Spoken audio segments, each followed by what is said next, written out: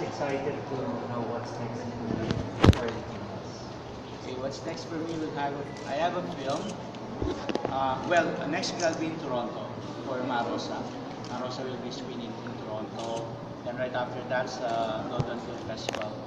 But my next film will be at the Tokyo International Film Festival. This is the omnibus film I did with two other Asian filmmakers. Ang title niya ay Shiinuma. It means dead horse. It was shot in Japan. It's a short film. It's a 30-minute short film. And then after that, I also have another short film at Busan International Film Festival. It's called Amar Solo's Dream. It was a short film based on the painting of Amar Solo.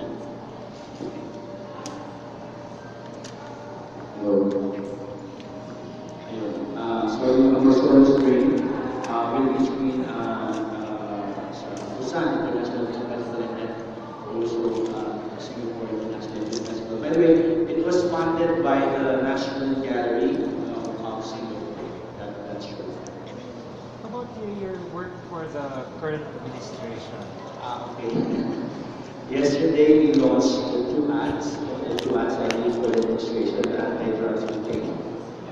This is the first of the many series that we will launch, that we will present in the coming months. So, kahapon launch natin sila. Unfortunately, may nangyari nung gabi na nandulog kami. So, yun.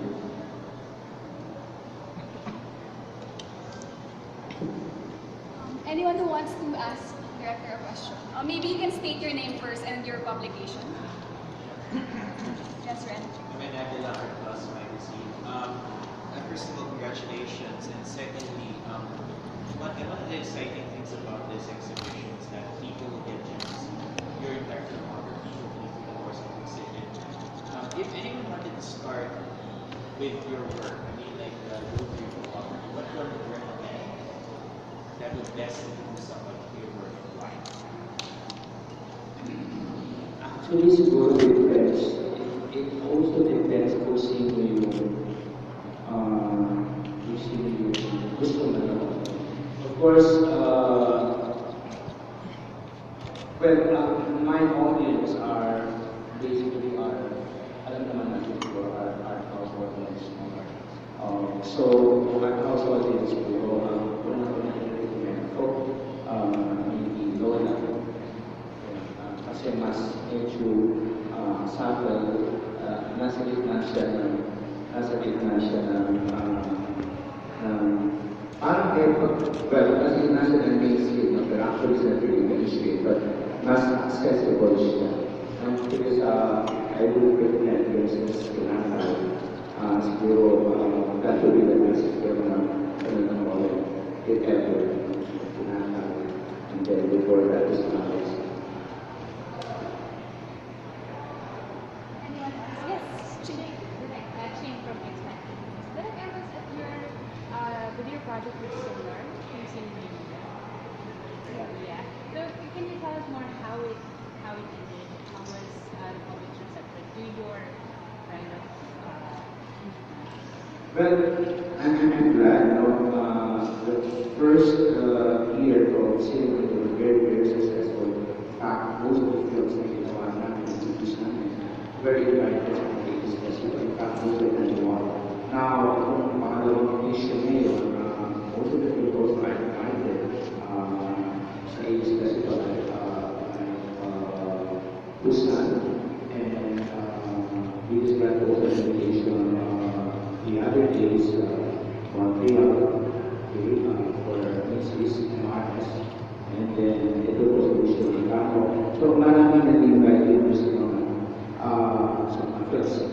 So, I think, nalilin natin yung objective, kasi objective naman talaga na sila is to have an international recognition and of local talents, of local filmmakers. And eventually, we have a specific role. Yung talaga yung objective is not only local, yung gusto namin, kundi nagkaroon siya ng international exposure. Because ultimately, among all the ginagawa natin mga films here, independent films, I think dapat set the goal natin, hindi lang yung festival, okay, because we already know different festivals all over the world, so hindi na natin kailangan pa i-introduce ang Filipino talent. It's already there, you know, nare-recognize na siya. What is most important now is to have distribution. Kasi kapag na-distribute yung film mo, ibig sabihin, maliban sa legit na, yung very say legit meaning parang hindi lang siya natatapos at hindi lang siya nangyayari natatapos ng festival, kundi beyond the festival. So after the festival, nagkakaroon tayo ng theatrical screening, theatrical showing in other countries because that's what we need. Magkaroon tayo ng continuous exposure of our films in other parts of the world. Hindi lang, remember, ang festival is not ko lang yan. After that, tapos na. Diba? But when you have an international distribution, like for instance, Marosa, will have its commercial showing in France, November. So you're mentioned commercial screening, and then I will know in Japan, but it was photo show in Japan and in China. So all this party will have an international screening of film. Meaning, hindi siya tapos sa Cannes, hindi siya tapos sa festival, kundi even after the festival, meron siya festival. So, yun din ang gusto kong mangyari sa mga local filmmakers natin, sa mga films na ginagawa nila. What were some of the preparations that you did when the Met came to you for this collaboration? Well, actually, in classes, in fact, we were working to make a small scale through Esther. I started this about 6 years ago. Well, actually, Esther collaborated with me about 6 years ago. So we've been doing the rounds, you know, of this radio methods all over the country. For 6 years already, for the entire year. So an audience will be going on as okay, so we have good screening, we have good appreciation, and we also involve the local community, when I say local community, meaning the local government, so involve that. So in one of our screening, we were in Ayos with the president of Met, and nakita niya na-witness niya with the students, you know, how engrossed and how attentive and how talagang they really feel the film appreciation namin. Sabi niya, saan kami magawa dito sa sabi ko, why not? Kasi abroad naman, this is not new, di ba? I've had a similar retrospective sa London about 3 years ago. We were in the museum and also in Belgium. Maraming beses na we do this kind of retrospective sa museum. So sabi ko, why not? So I agreed. And then after that, we started the preparation. So of course, this is not a thing. Kailangan i-set up. Yes, please. I am March from Adobe. Sir, apart from video film, you also do advertisements. Can you tell us your style in directing TV commercials, and are you critical about the casting? Well, I'm doing TV commercials, but most of the project and most of the brands na nilalapit sa akin. Like, we just launched this morning a short film I did for Maryland. Okay, it's called Pagpupug at Tamang Alaga. It's a tribute to the carers. So, and most of the projects that we do are actually short films. Ngayon kasi gusto na hindi na yung sa television na ads. Kasi alam naman natin ang mahal sa television. So, sa internet, sa lang nila nilalabas yung mga ano. And in fact, like for instance, last night, we launched the anti-drugs campaign at 2 o'clock in the afternoon is about by 5 o'clock we have 5 million views, 500,000 views.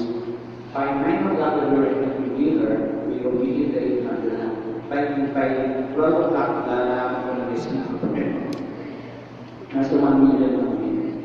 So in half a day, we're able to hit 1 million views and more than 500 shares. So with that, ang laki ng reach ng ang laki ng reach ng input sa technology sector na. So most of the product we is actually ganoon. And in terms of treatment, I think the reason why the agency provided client for is because of the work that is aesthetics for that is yung pagiging realistic ko. And I think they will get me kung pagsisyahan ko sila or you know, yung mga nakala. I think they will give that to me. So, ang binibigay nila, yung alam nila pwedeng magkwento, merong kwento. So, yun. That's why I always enjoy doing ads. RVL po from venturesection.com. Sir, since you have done already a lot of dramas and some action films, do you see yourself doing comedy or horror? Well, actually, doon naman ang horror yung sa akin, di ba? Comedy, siguro, hindi siguro. Well, another kind of comedy, pero why not, di ba? Napag-challenging yan. Hindi basta nagpapatawa. But like when I did horror film, hindi lang naman talaga siya horror, di ba? Ang gusto kong ipakita is the horror that we experience by social media. Yung message, pero hindi na siya parang nakakot. Pwede wala na ng microphone kasi the reverb, it's Oo nga eh. hard to understand. Oo nga eh. Thank you. Pwede yung naiintindihan natin. Anyone else? Go. Direk, kasi we talk about your approach dun sa anti-drugs. So, where did you get your inspiration and then Well, I was approached by Senator Secretary Andanar. No? Kasi si Secretary Andanar is a participant dun sa directing workshop ko. I have a directing workshop every summer. Ayan, kasama din. So, in one of our, parang conversation, nung na siya, nung secretary, can you help us? So when he approached me about SONA, marami na siya mga plano, sabi ko, sige, tingnan natin. And then, pinatawag nila ako one time, they have this project about anti-drugs. Sabi ko, tapos meron silang konsepto. Tapos sabi niya, okay ba ito sa direct? Tapos sabi ko, pwede ko bang palitan? Ano ba yung message natin? Ano ba yung objective natin? So sinabi nila yung objective nila. So, yun ang ginawa ko. And they easily approved it after doing it. Ayun, I think siguro it's also the trust, no? Meron silang trust, meron silang alam nila yung kung gagawa man ako na short film, yung hindi talaga siya parang masyadong in your face at saka masyadong propaganda. I think, and I told them that pinaka-importante dito, especially when you deal with, halimbawa, yung mga drug users and all, hindi mo sila pwedeng sabihin kung yung tama at anong mali. But ang sa akin kasi, ang ultimate is to always, regardless if it's drug or whatever issue, is to humanize, no? Is to humanize the person. And yung audience, dapat dito sa puso yung ihit ko, no? More than anything else. Kasi naniniwala ako, pag sa puso ang tinamaan, you can never go wrong. Kasi yun di ba?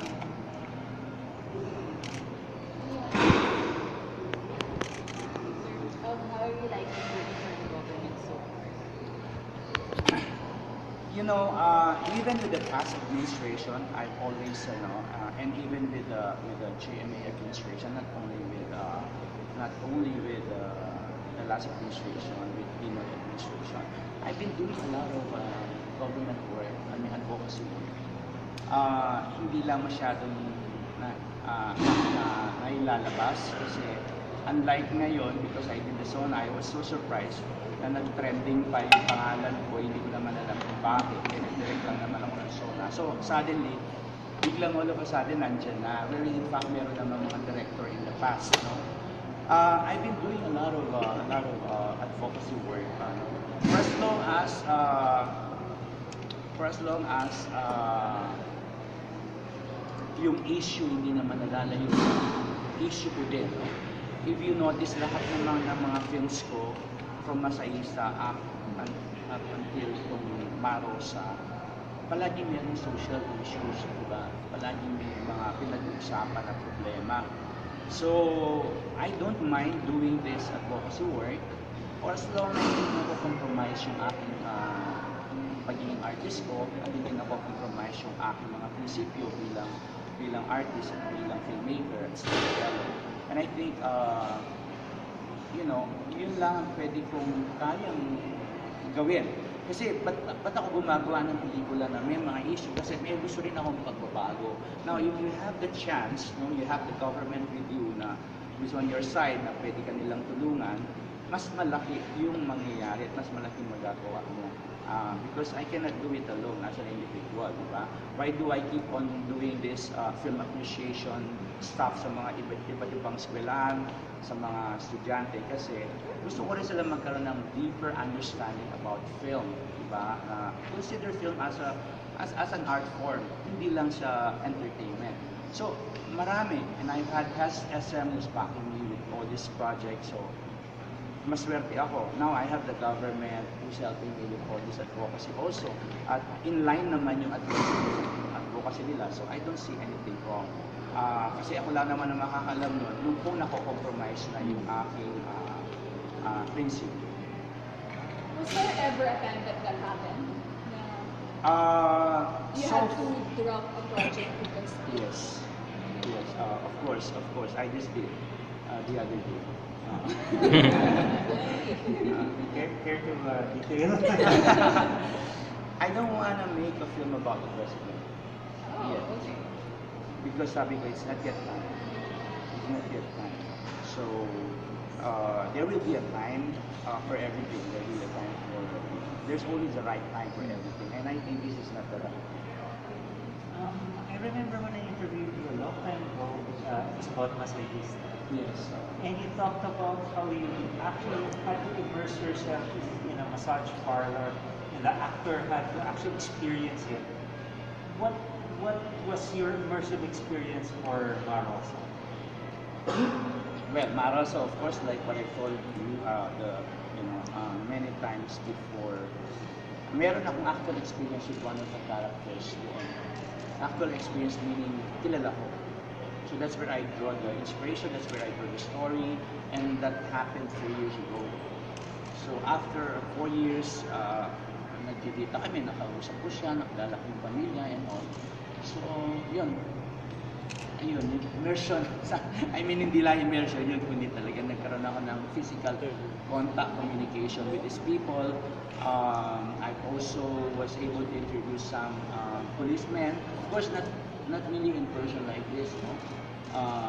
Kasi gusto kong marinig kung napanood yung Marosa, even the conversation doon sa police room, napaka-natural because it was actually based on an actual conversation that I recorded. So, maririnig mo kung paano yung dealing sa nangyayari. And I also have to ask my actors, ganun pa rin ang ginagawa ko with Andy. This is the first time she's working with me. Sabi ko, Andy, masyado kang maganda para sa ganyang klaseng lugar. Pero tingnan mo, meron din naman maganda.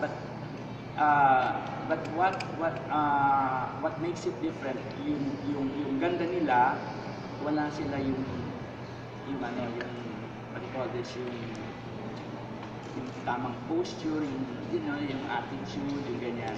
you have to immerse, you have to know, you have to learn how they speak, you have to learn, you have to listen to, how they walk, how they move. So, nagpunta talaga kami sa mga squat, sa mga shanty, nagpunta kami. Tapos, I have to, may mga kilala ako doon, so pinatawag ko sila. So, nakipagkwentuhan si Andy, at narinig nila kung paano sila magsalita. At, so, yun, iba yung Sir, some of them are wondering how you pick your actors. Especially those yung sumikat just because of you. Well, kasi, nag-uumpisa yan, first and foremost, attitude. So, I will always pick attitude over talent. They always have to have the right attitude from the very start. Coco has the right attitude mula pa noong nag-uumpisa siya. So, hindi lang sa artist, kundi talagang alam mo committed siya doon sa craft, alam mo gusto niya matuto, di ba? Other than, of course, some of my actor friends before.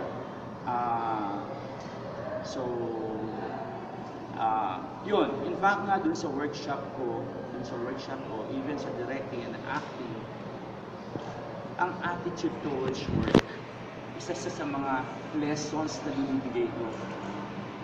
Kasi, although it has nothing to do with direction or with acting, but once you're there, lalabas at lalabas sa ugali. So it's important na meron tamang attitude yung artist, meron tamang attitude yung filmmaker, yung sa craft, yung sa craft.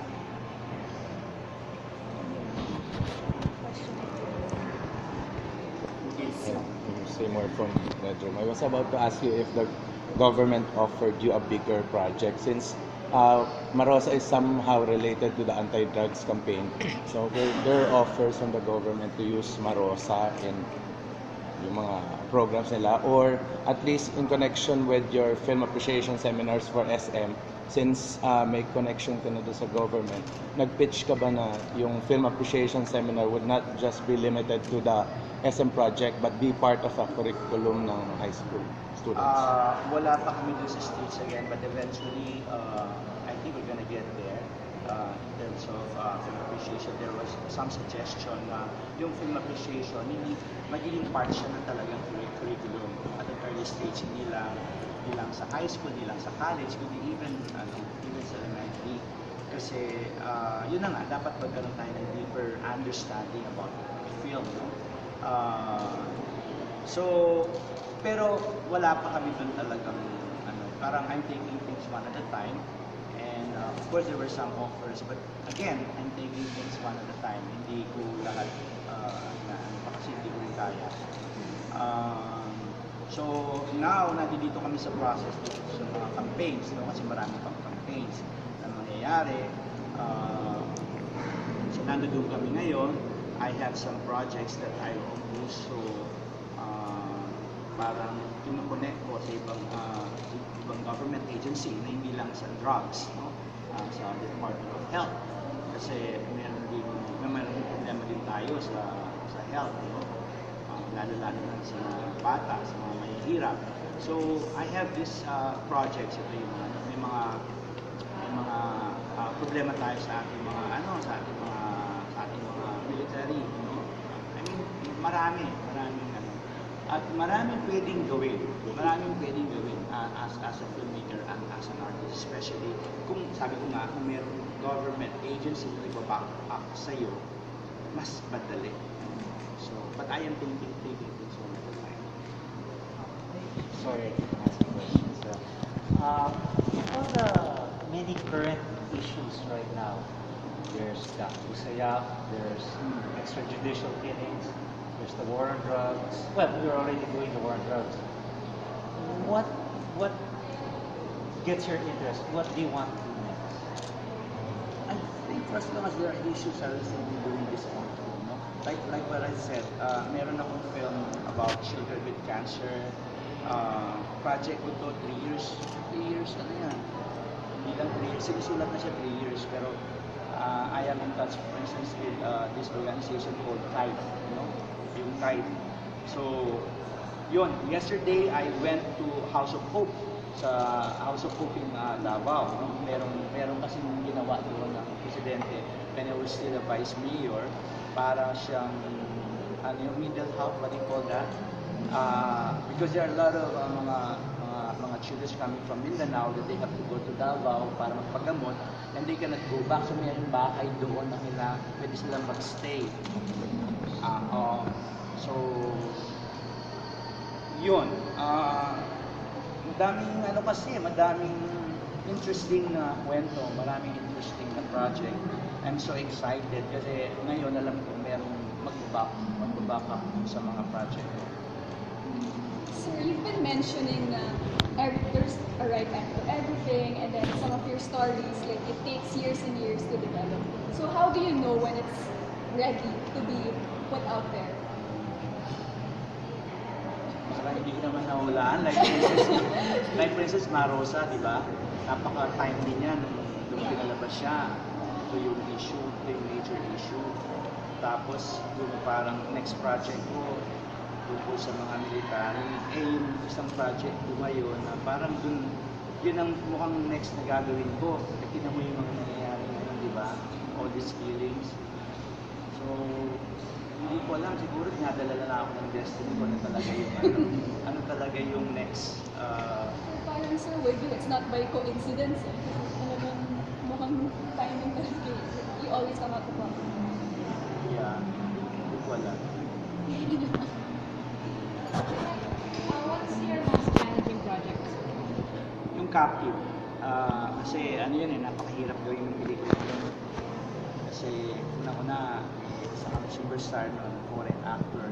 Tapos ang dami-dami naming artista, ang dami-dami location. Tapos we have to deal with yun, yung mga security. Kasi tungkol sa mga Abu Sayyaf, yung mga ginagawa ko. So, yeah, it's true na at that time, natatanggap akong tawag sa kanila. Pero yung mga tawag din naman yung death threat, no? Yung parang tawag ang direct, siguraduhin mo na ganito ganito yung ganito, ganyan sabi ko, ganun na ako na. So they want to make sure that your movie is accurate. Accurate.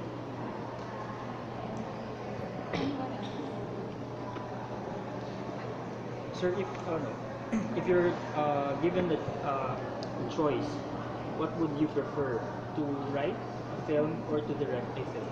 To direct. Kasi when you direct a film, parang basically you're already a storyteller. Actually, kahit naman sa mga films ko, konsepto ko naman talaga yun. I mean, I cannot do a film na hindi nanggaling sa akin. Bibigyan lang ako ng script, direct mo to, ganyan. Ang dami ng, di ba, offer sa akin na direct. Akala kasi nila, pag gumawa ako ng film about drugs, okay, interested na ako sa drugs, bibigyan nila ako ng script. I will never do that again. I mean, not in the near future, maybe in the tagal, di ba? Kasi daming kwento, di ba? Daming pwedeng pag-usapan, hindi lang naman tungkol sa drugs, hindi naman, madaming issue. Kaya nga, endless ang kwento kasi endless ang issue. Kaya nga, may nagtanong sa akin, direct, kailangan gagawa ng pelikulang hindi naman problema ng bayan. I don't know. Siguro kapag wala ng problema, hindi gumawa ako ng kwento ng mga mayayaman kasi baka na-experience ko na yun, di ba? So, masarap nang gumawa ng ganyan. Siguro, iba ng kwento, hindi na problema. Psychological na yung problem, di ba? Mga personal na, yung nai-love ka na, o yung mga ganon, those kind of stuff na hindi na social, hindi na sociological yung problema, personal. Yung mga yung mga kwento sa Europe, diba? Mostly personal. Kaya silang problema Tayo, marami tayo. Sir, will a sequel ever happen to any of your films? I don't believe in sequel. Sa ang Hollywood lang yan, saka sa mga mainstream, maraming film. So, mas gusto niyo may closure na lahat? May closure. Pero yung film ko, walang closure. Kung nakikita mo, yung ending ng film ko, walang closure. Because I believe that life goes on. I mean, kung ma-resolve man yung problema, nare-resolve lang siya ngayon at this point in time because this is a situation that happens now. But you never know what's gonna happen in the future. And that's the story in my films. No? I don't really end them like it. There are now a lot of films being done based on found stories and real-time storytelling. What do you think differentiates a Brillante Mendoza film? From the rest, well, we're coming from the same school. Okay? And tinan mo sa mainstream naman kasi, six-field method, we are all coming from the same school. I mean, they are all coming from the same school. Lahat ng Hollywood films yun naman yung method. No? And then, yung mainstream natin dito sa Pilipinas, Star Cinema and all, yun din naman ang kanilang formula, yun din naman ang method. Pero, alam mo yun, meron naman variety kahit pa paano at pinapanood naman ng mga tao. Ngayon sa found, marami na yung mga found, found directors na gumagamit ng found found story, marami lang dumadami na talaga, di ba? Pero, siguro nandoon yun sa treatment, no? Nandoon sa treatment. I cannot say na iba yung treatment ko. Siguro sa content. Sa content. Diba? Ano yung mas interest? Kasi meron din namang found na, okay, found itong method mo. Pero, like for instance, I'm gonna give you an example. Meron akong mga found story that I am developing in the past. Tapos, all of a sudden, meron akong na-discover na story na similar pero mas may weight. Kakalimutan ko na yun. Kasi mas timely, mas may weight ito eh. So that's how doon din ako nag-e-evolve dun sa mga kwento ko. Hindi ako nag-stick na dito sa issue lang talaga. Kapag merong mas timely, mas nag-e-evolve din yung kwento. Sir, have you ever returned to any story that you have set aside? Actually, Ano yes. bang laman ng baul mo? Marami. These children with cancer, actually we already have the script. And I found out in one of our conversation, sa mga government officials that there's this hospital in Davao that parang kumbaga that takes care of children who are coming from Mindanao. Eh yung kwento ko dito is a hospital in Manila that are coming from Bulacan. So sabi ko, ano bang mas interesting doon? Yung pasyente nanggagaling sa Bulacan para magpagamot sa Maynila? O yung pasyente nanggagaling sa Mindanao na may gera at nagpapagamot sa Davao? Diba ano yung mas may weight? Diba mas may weight ito? So sabi ko, I have to give priority kung saan yung mas may weight. Ito yung mas may weight. Ito yung mas significant, mas importante, mas timely. May mga newcomers from the press. Manila Bulletin. Hi, I'm Marie from Manila Bulletin. Yung question ko po is, of course you have upcoming projects, di ba? How do you handle the pressure? Siyempre, lalo na ngayon na may expectations na yung public. Or are you not affected at all? Not affected. Kasi ginagawa ko lang naman ito not to impress or not to do this for anyone. I do it for myself. I think that's the way to go about it. You don't do it for anyone. You do it for yourself. I'm just glad that the government is behind me. I'm glad that SM is behind me. But at the end of the day, dapat ikaw yun eh. Kasi pag na-pressure ka, problema mo yun. Pressure ka, problema mo, hindi ka makakatulog. Hindi ka makakatulog kasi minsan sobrang pagod ko. I have to travel from one place to the other. But I'm enjoying it. So, physical lang yan eh. Tulog ko lang 2 oras yan. Pag-gising ko. The newcomers, do you have any questions? Yes.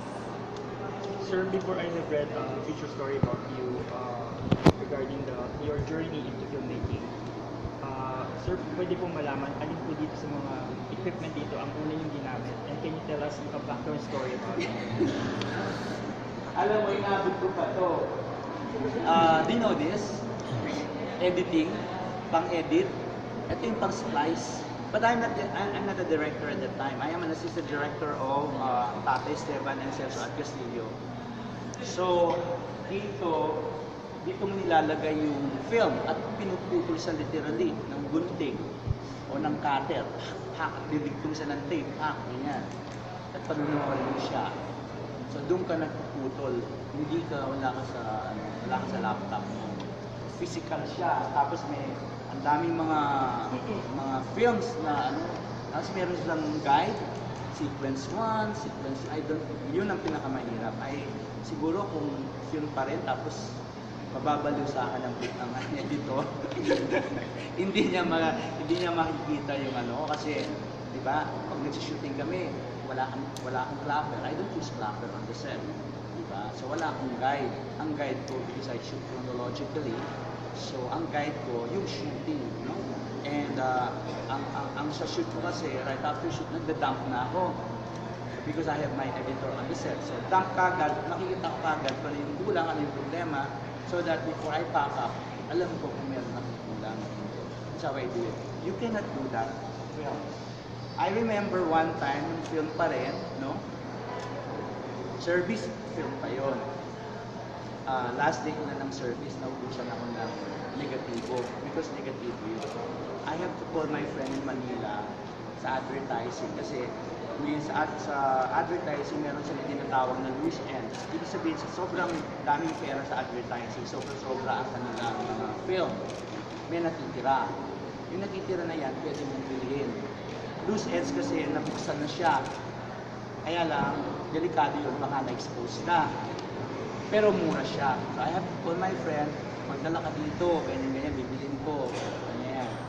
So yun, yung loose ends, yun namin tinapos ang service. So, inabot ko, hindi ko naman inabot. 35mm ang inabot ko. 35mm. And I don't use a lot of frames. Hindi ako nagka-tripod. So, but I was able to use all the cameras na, except Super 8 and 16mm. Ang 35 lang ako nag-umpisa. After 35, nag-digital na. Hindi, mini-DV pala, sorry. Mini-DV and then digital. Sir, when you shoot your films, how many cameras do you use? 3. All the time? Well, nung film pa, isa lang kasi mahal. So ngayon, dahil pwede ka lang, mura na ang camera, so you can rent 3 cameras and shoot all at the same time. Sir, for yung film ng Captive, is it 3 films? 3 cameras? No, 2. Yeah, we have 2. Pero Alexa yung camera. Direk, I would just like to clarify kasi you mentioned that you work as a production designer for Peque Gallaga's Virgin Forest. Yeah. Was that the start of your career? That was the start of my career as an art director. I was just talking about that last night kasi tinatanong nila ako saan ako nag-umpisa. Sabi ko yun, art director ako ni Don Escudero. Because I met with Don Escudero sa Quezon. Sir, kailan nyo nalaman na, kailangan ko pala maging director? Yung calling nyo? Wala. By accident. Kasi, Di ba you left the movie industry for a while, did advertising? What made you return? no, it was by accident because a friend of mine asked me to direct. Kasi daw kikita kami doon. Masahista. Sabi ko, sige, ako naman, parang okay lang kasi medyo nabobore na ako dun sa advertising. Sabi ko gagawa. And I don't have an intention of directing for the rest of my life. Ano lang ako nun. Parang it's just by accident. But of course, after that, the rest is story. Hindi ko na parang... Tapos may time din daw na it was your dream to just join a film festival. Oh, it was just, parang si Coco gusto lang niyang mag-abroad para TNT. Ako naman, I don't even know the A-list, B-list festivals at the time. Ang gusto ko, once the film goes out of the country, nag-film festival siya. And that's it for me. I didn't know that yung Masahista, naipasok namin sa Locarno. Locarno is the second oldest festival in the world after Venice. At that time, 58 year na siya. So that means 58 years na sila nag-festival tapos ngayon pa lang tayo nakapasok sa kanila. So, yun. Any more questions? So right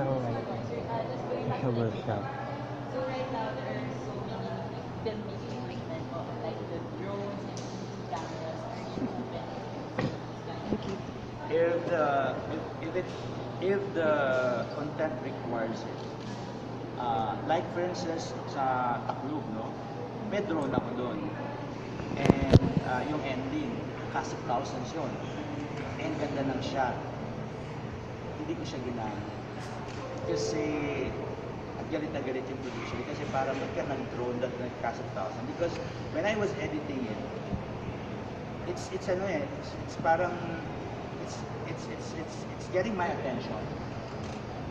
Parang nawawala ako sa kwento. Parang nagagandahan ako sa kanya.